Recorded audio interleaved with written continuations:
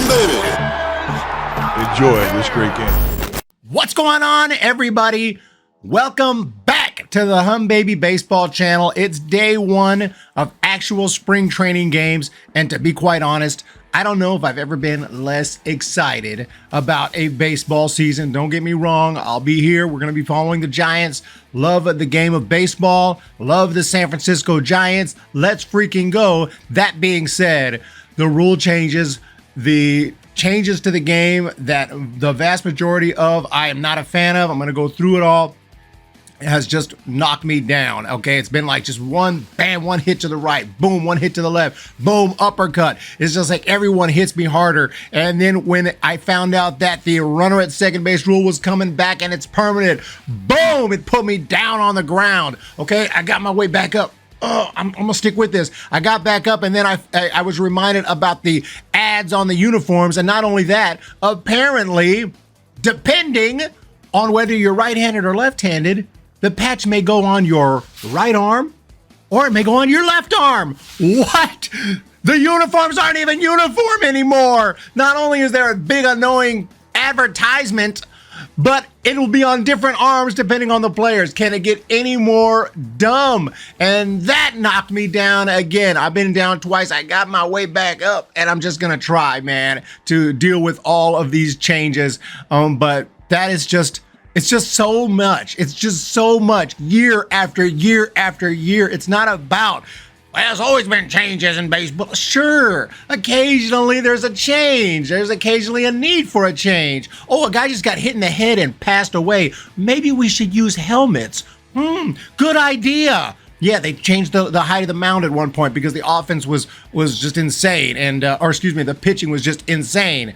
And it's like, dude, this is the era of pitching. We got no offense here. We need to lower the mound a little bit, give the hitters a chance. Okay. Ever so often, there's a little change. The last few years, boom! Change!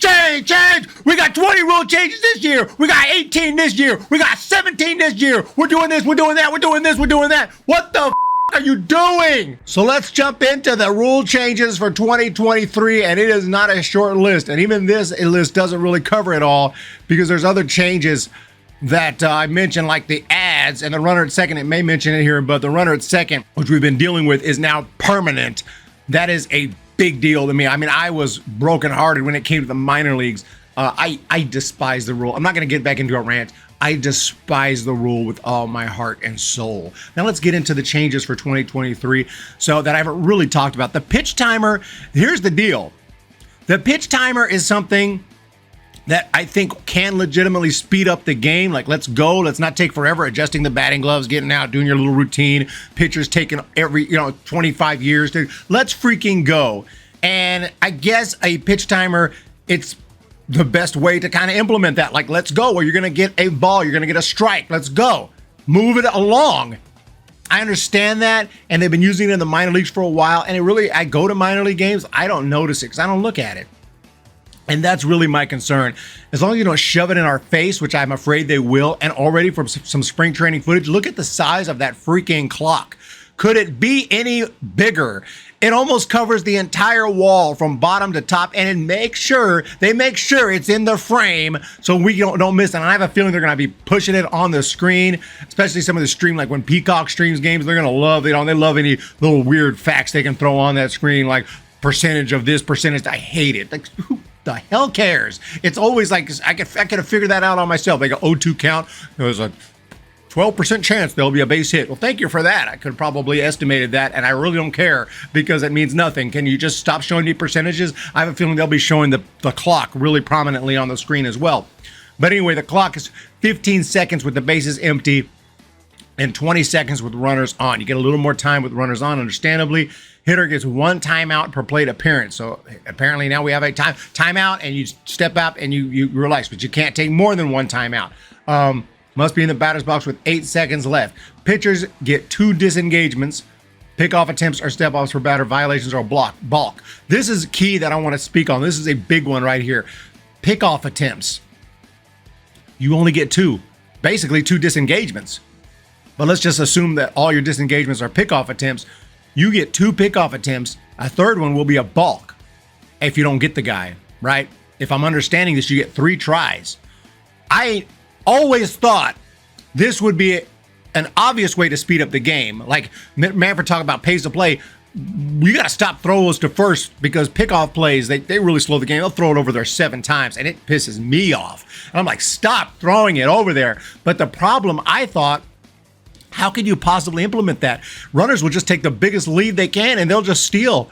There's going to be stolen base. I mean, we may see another stolen base era. I don't know the implications of this, but all of a sudden, runners are going to get a big freaking lead the first time. And if they get back, they're going to get even bigger. I think there'll be more successful pickoffs, but I also think there's going to be more stolen bases. Some may say this is going to create more interest and more excitement. Maybe it is going to be interesting to see. I really don't know how to feel about it until I see it in action, because it feels like if you've thrown it over there twice, you can't throw it again. You're risking a balk. The runner can get about as big a lead as they want, but I guess not, because then they'll get them. They will get them. If they get too big of a lead, that pitcher will try for a third time, and he will get you if you're getting too big of a crazy lead. So you really can't get too big of a crazy lead, but then again, the pitcher can't come over again. So it might bring some excitement. You have to get used to it and the extra rules. It's definitely not something I love, especially again with all the time. If this was it and they said, we need to speed this game up, we're going to say 3 pickoff throws. That's it. We can't have these 10 pickoff plays over to first base. You know what? If that was it, I can live with that. I'd be like, let's see how it works out. Move the game along. Can't be thrown over to first 100 times. That being said, with everything else, it's just too much, it's too much at one time. But let's move on. Limits on pickoff attempts led to 26% in stolen base attempts in the minors. There you have it. So they have been implementing this in the minors. Definitely will increase stolen bases, like I just said. Pitch timer helped reduce game length by 25 minutes in the minors in 22. Okay, again, the pitch timer, the pickoff attempts, this is actually something that will shorten games. Not the crap they've been doing all these years. The 3-batter minimum garbage. The freaking, which was the other one that they put? The go straight to first base one on intentional walk without throwing. That's just amateurish.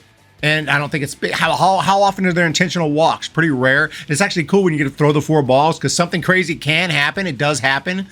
A wild pitch or something will happen, or he leaves it a little too close to the plate and the hitter goes after it. So I kind of miss that, but that's a thing of the past. So the pitch timer, the throws over to first, when you add it to everything else that's happening, all the other changes, not a fan. But in isolation, if this was it, I would kind of understand. Like, I guess, games are getting 3.5 hours long. We need to do something to move it along. The batters and pitchers, they're acting like, and I don't know if this is going to be part of the playoffs. I assume maybe it probably will, but it's going to really change, because then the playoffs, especially like World Series, people, these players really take their time, because the focus is just next level, right? So it will be interesting to see if this is in the playoffs too, and if it's not, it probably will eventually be. I think it is, though. Shift restrictions, obviously with the shift, now being basically banned. 2 infielders must be positioned on either side of second base when the pitch is released. For third baseman and shortstop got to be on one side. Second baseman and first baseman got to be on their side. This is how it's been done for most of baseball history, with rare exceptions until lately. All 4 infielders must have both feet within the infield when the pitcher is on the rubber. Can't be all out in the outfield. Can't be all in short right field. Third baseman on short right field. Shift restrictions, increased batting average, and decreased strikeouts in the minors while giving. They always got to put their little thing to say how awesome it is. Look, I don't care about this one, because we're not gonna really notice it.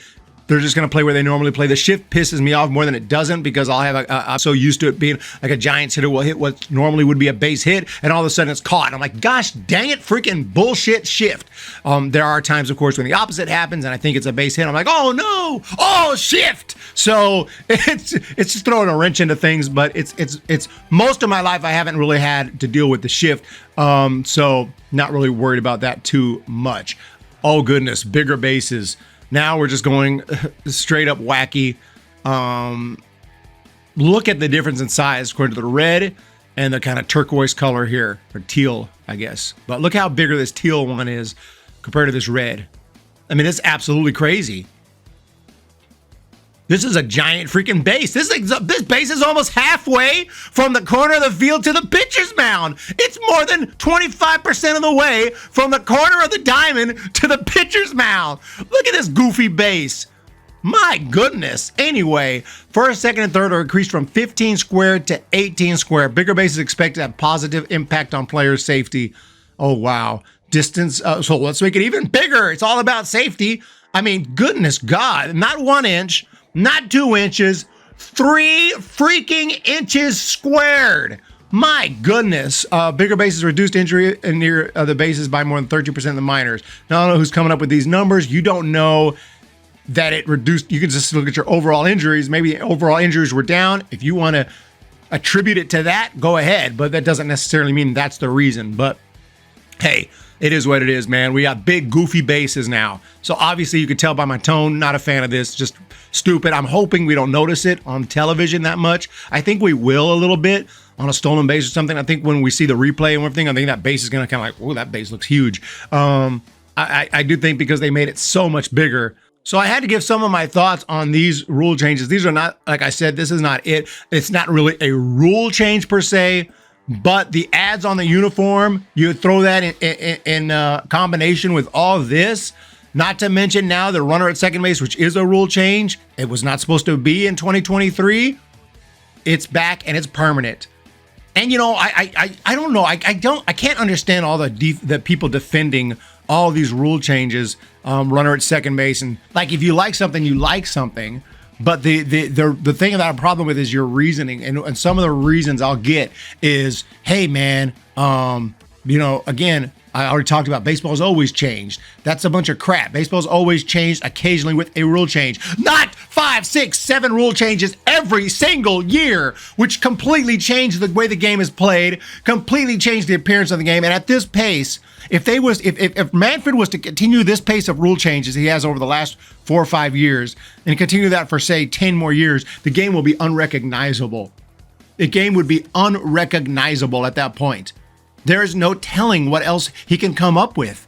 So that's just false to try to compare it to the history of baseball, which has slowly evolved. Okay, maybe in the very, very, very beginning, it was a little quicker because they were trying to figure out the game. Like, that's not working. Let's change this rule. Of course, because it's a brand new game that they were adapting here from some other sports, and they're trying to create this game of baseball, right? There were some changes early. Once the game got figured out by the 20th century, it pretty much very rarely would change. This is just wild how many rule changes we're having lately. Other people tell me, oh, it's going to bring so much more excitement. Dude, anything can bring excitement. It doesn't mean it's a good idea. We can also make the bases explode randomly. That's going to bring some serious freaking excitement, okay? Just because something makes it more exciting doesn't mean it doesn't cheapen the game. This is a sport. This is a serious sport. This is supposed to be the best of the best. MLB. It's up there with NBA, NFL, NHL. These are the cream of the crop, best of the best. And I don't like the game being cheapened, looking amateurish in any way.